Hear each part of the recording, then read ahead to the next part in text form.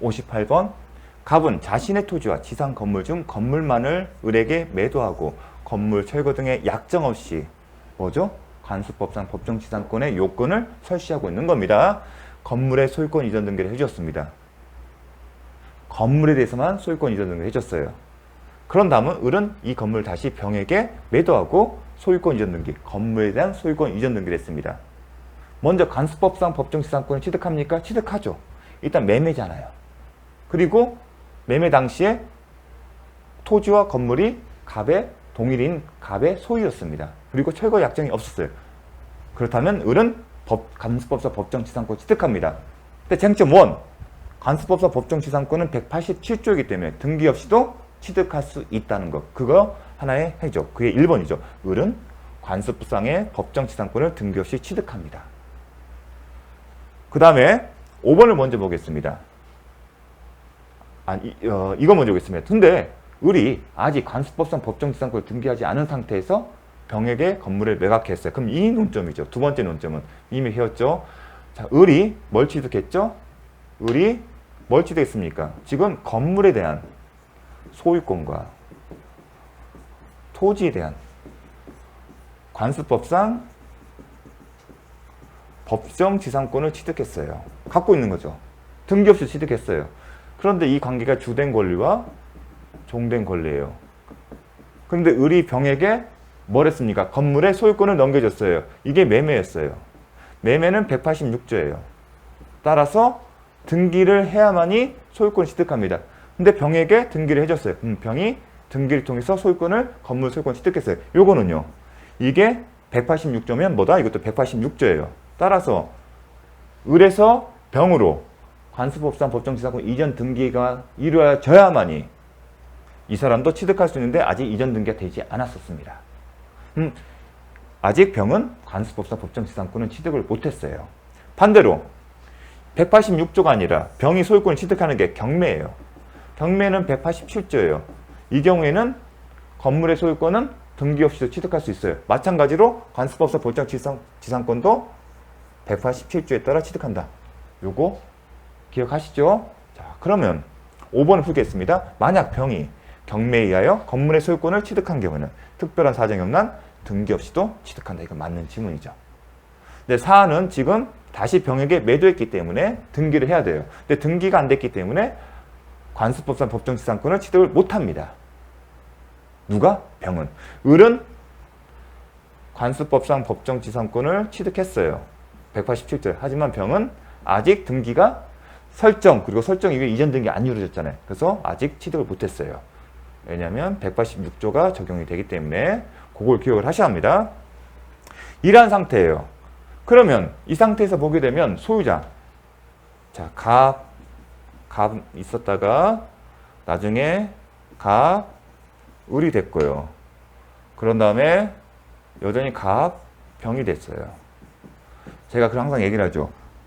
건물과 토지의 소유자가 다르면 토지를 사용할 수 있는 권리가 있는지를 살펴보고, 만약에 토지를 사용할 수 있는 권리, 즉 소유자에게 대항할 수 있는 토지 사용권이 없으면 토지 소유자는 건물 소유자에게 건물 청구 및 토지 인도를 청구할 수 있는 게 원칙입니다.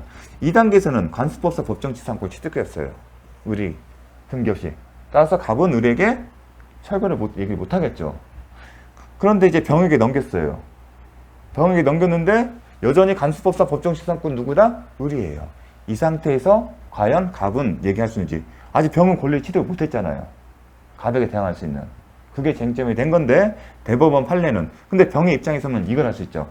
먼저 지금 187조에 따라 을이 취득할 때 등기 안 했죠. 그러면 하지만 갑은 을에게 설정을 해줘야 돼. 법정지상권 설정.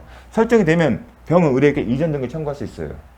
따라서 갑은 최종적으로 을에게 관수법상 법정지상권을 설정할 의무가 있기 때문에 채권자 대위권을 행사해서 보존 및 이전 등기 청구할 수 있는 이 사람한테 신의칙상 철거 및 인도 청구를 할 수 없다. 이것도 기자는 한번 봤습니다. 그러면 이 내용이 봤고요. 그러면 다음에 2번. 이 사람 아직 등기를 안 했잖아요. 이 상태에서 부당이득 반환 청구할 수 있냐? 할 수 있습니다. 설사 이 사람이 갑의 건물 철거 및 토지 인도 청구에 대해서 거절을 할 수 있다 하더라도 이 사람이 이 건물이 병이 이 건물을 인도받아 이 토지를 계속 사용하고 이득을 얻고 있다면 갑에게 의해서 부당이득 반환 의무가 있다. 병에게. 이것도 기억을 해 주십시오. 그 다음에 3번 갑이 정에게 새로운 토지 양도 소유자가 바뀌는 경우예요. 그렇죠? 포인트는 소유자가 바뀐 거예요. 소유자. 을은 정에게 관습상의 법정 지상권을 주장할 수 없다. 이게 틀린 겁니다. 어떤 내용이죠? 이런 내용이에요.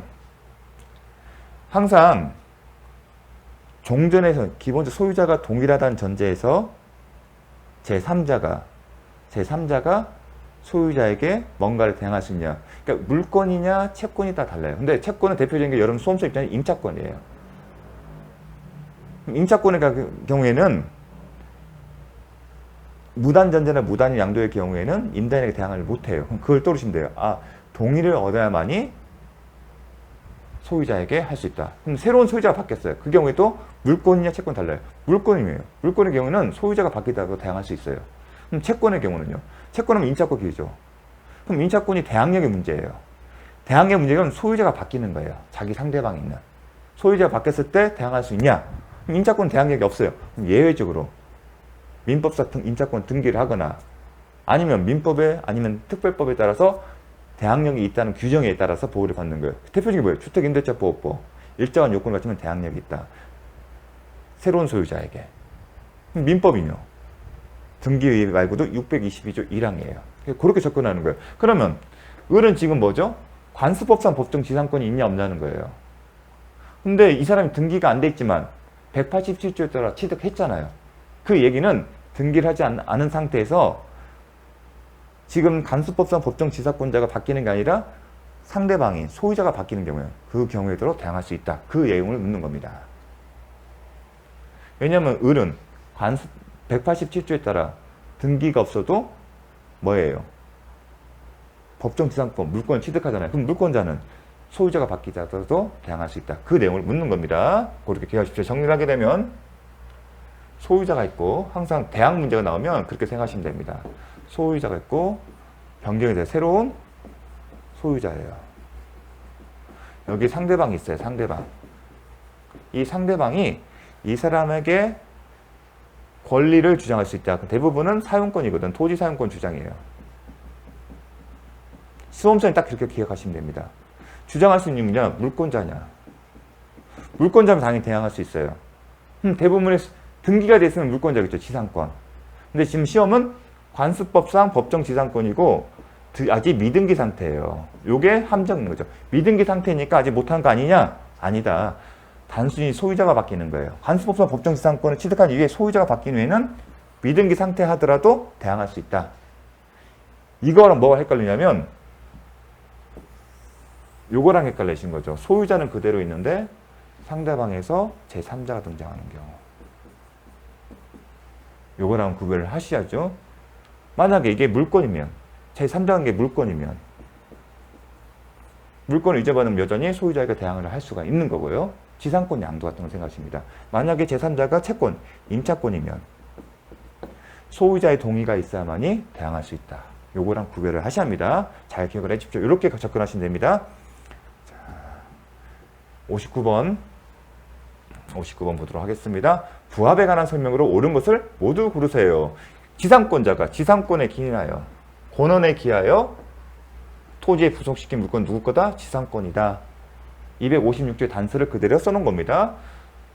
타인의 권한에 기하여 권한 있는 자에 기하여 부속시킨 물건은 부합되지 않는다. 그걸 묻는 겁니다. 니은 적법한 권한 없이 타인의 경작하면 항상 성숙이 포인트죠. 성숙한 배치의 소유권은 누구다? 비록 적법한 위법하다 하더라도 경작자에게 있다는 거. 디귿번 맞는 지문이고요. 디귿번 적법한 권한 없이 타인의 토지 내에 식지한 수목의 소유권. 수목하면 약한 부합. 약한 부합이면 권한이 있냐 여부에 따라 관련 달라진다. 권한이 없기 때문에 토지 소유자에게 이 수목의 소유권이 속한다. 리을번 건물 임차인이 건물이죠. 권한에 기하여 중축한 부분은 구조상 이용상 독립성이 없다. 구조상 이용상 독립성이 없다는 얘기는 구성 부분이 된다는 거예요.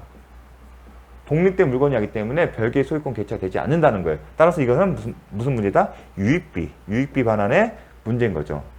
근데 유익비 경우는 포기 특약이 가능하기 때문에 임대인과 임차 사이에 포기 특약이 있다면 유익비 상환 청구할 수 없고, 그러한 특약이 포기 특약이 없다면 당연히 임차인은 임대에 대해서 임대차 계약 종료 이후에 유익비 증가된 가액이 증가 현존하는 경우에 한해서 청구할 수 있겠죠. 임차인의 소유에 속한다 하지 않는다. 항상 소유의 목적물은 별개의 독립성이 있어야 하는데 그게 없잖아요. 임차인 소유가 되려면 부속물 정도로 독립성이 있어야 하는데 구조상 이용상 독립성이 없다는 표현 자체가 구성 부분이 됐다는 거고, 구성 부분에 대해서는 임차인의 별개 소유권 인정되지 않습니다. 그럼 누구 거 된다? 임대인의 소유권이 되는 겁니다.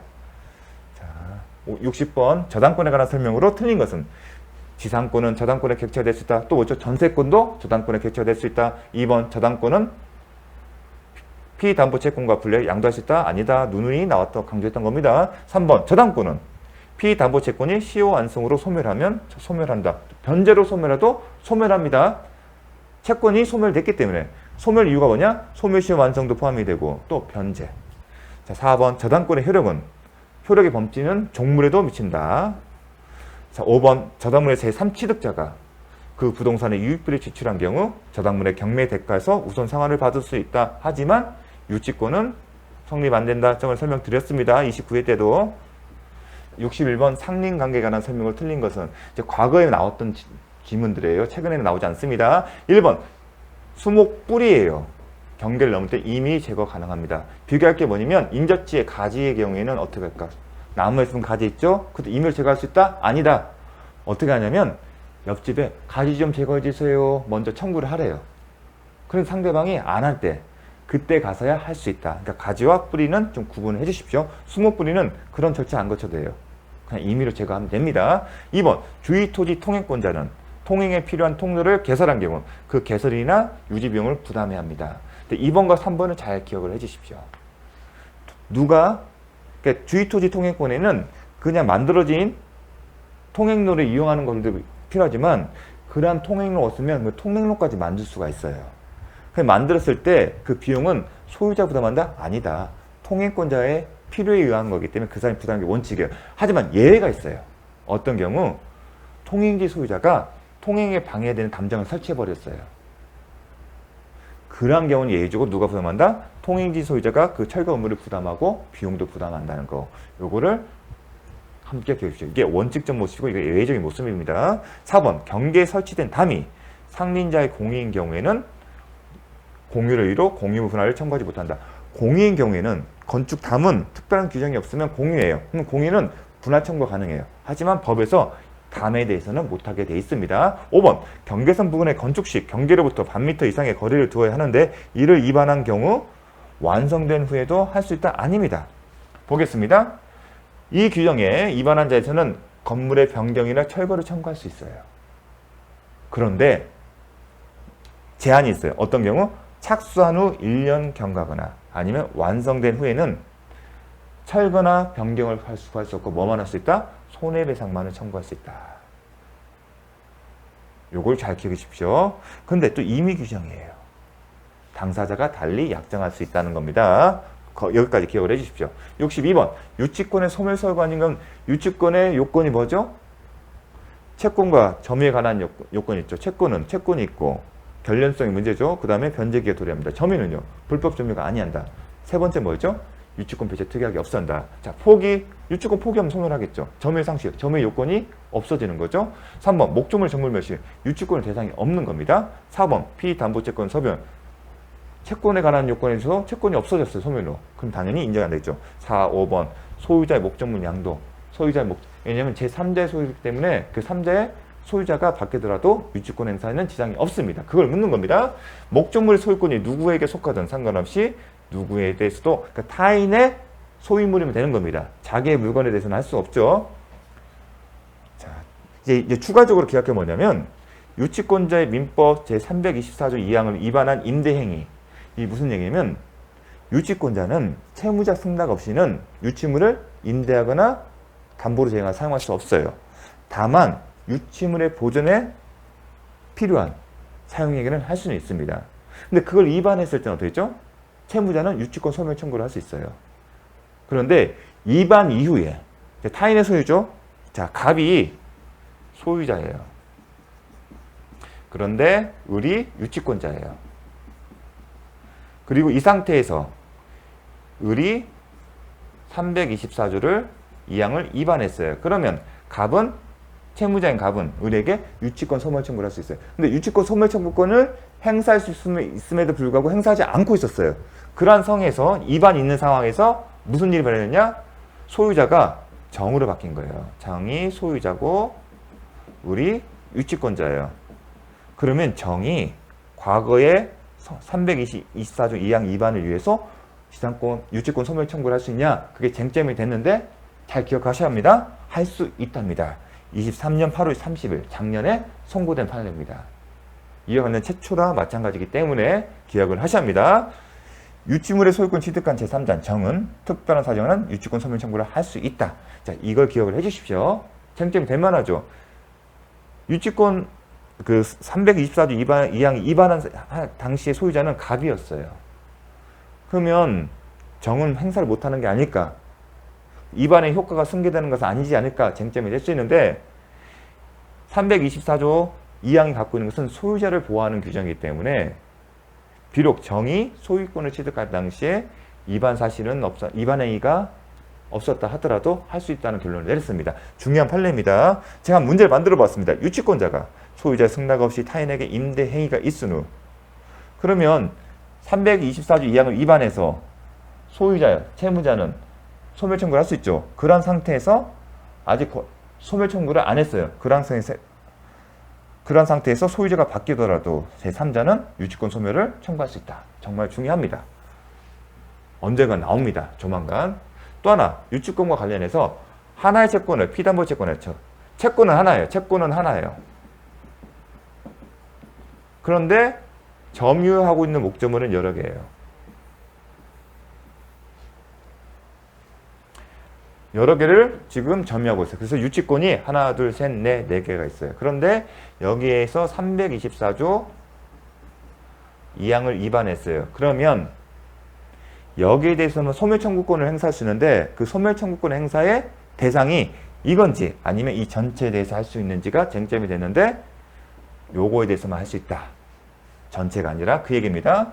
자, 선량한 관련 위반행위가 있었던 필지 토지에 대해서만 위반행위가 있는 여기에 대해서만 유치권 소멸청구가 가능한 거지 더 나아가 나머지에 대해서 할 수 있는 것은 아니다. 거기까지 기억을 해 주십시오.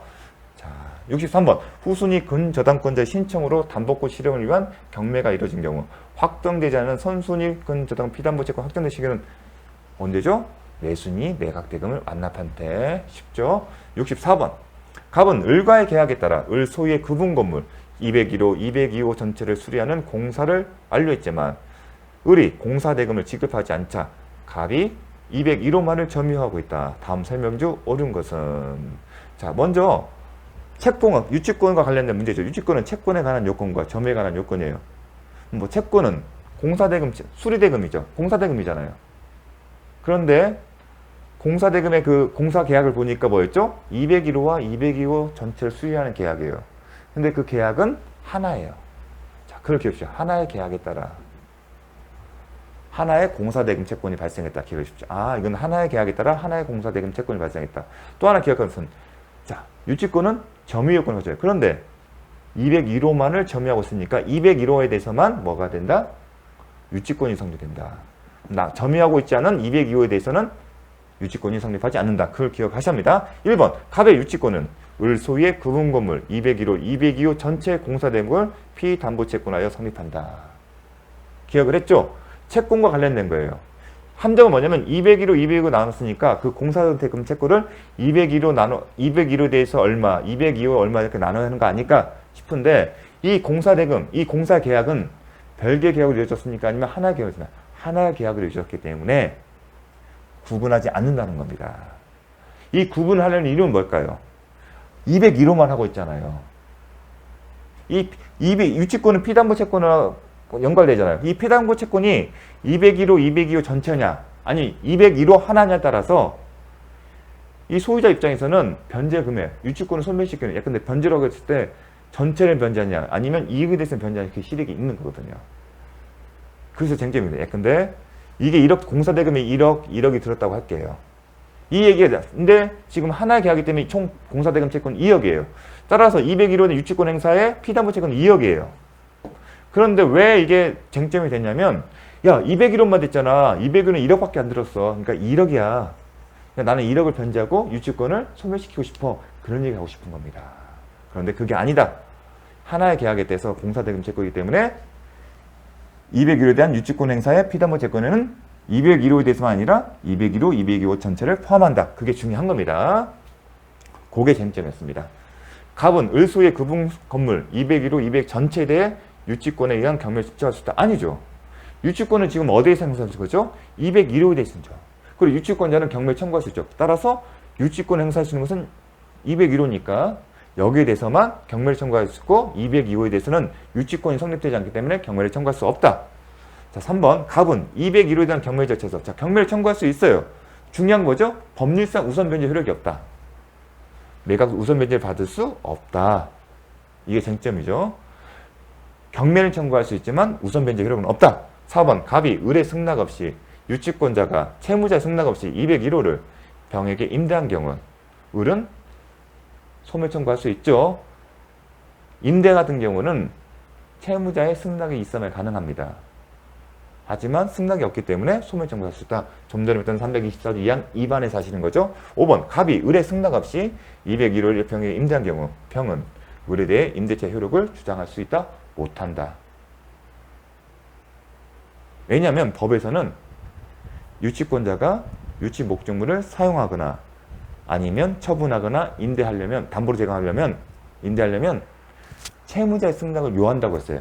승낙을 받지 않는 얘기는 그 효력을 주장할 수 없다는 겁니다. 병은 을에 대해 할 수 없다. 이것까지 기억을 해 주십시오. 5번은 유치권자는 소유자 승낙 없이 유치물을 사용, 대여, 담보 제공할 수 없다. 그렇다면 소유자 승낙 없이 유치물, 소유자는 채무자입니다. 임대하는 행위는 소유권자의 처분권을 침해하는 것으로 소유자에게 그 임대 효력을 주장할 수 없다. 어떤 경우냐면 임대인의 동의 없이 무단전제, 무단연결을 떠올리십시오. 그때 생각하시면 됩니다. 자, 65번 계약의 성립에 관한 설명으로 틀린 것은 청약은 그에 대한 승낙만 있으면 성립하는 구체적이고 확정적인 의사표시다. 중요하죠. 아파트 분양 권고는 떠올리십시오. 청약의 유인이다. 일반적이다. 3번 당사자 간에 동일한 내용의 청약이 교차 청약이죠. 그 경우는 언제 성립한다? 발송이 아니라 각각의 청약이 상대방에 도달한 때 성립합니다. 발송은 언제 나오죠? 격지자 간의 계약의 경우에만 기억을 하십니다. 4번 승낙자가 청약에 대해 조건을 붙여 승낙할 때는 거절과 동시에 새로 청약 본다. 이미 여러 번 봤습니다. 5번 청약자가 미리 정한 기간 내 이의를 하지 않으면 승낙하는 것으로 본다는 뜻을 청약 시 표시했어도 이는 특별한 서정이 없는 부속하지 않는다. 왜냐하면 상당에게는 여기에 대한 답변 의무가 없기 때문에 그렇습니다. 자, 잠시 쉬었다 하겠습니다.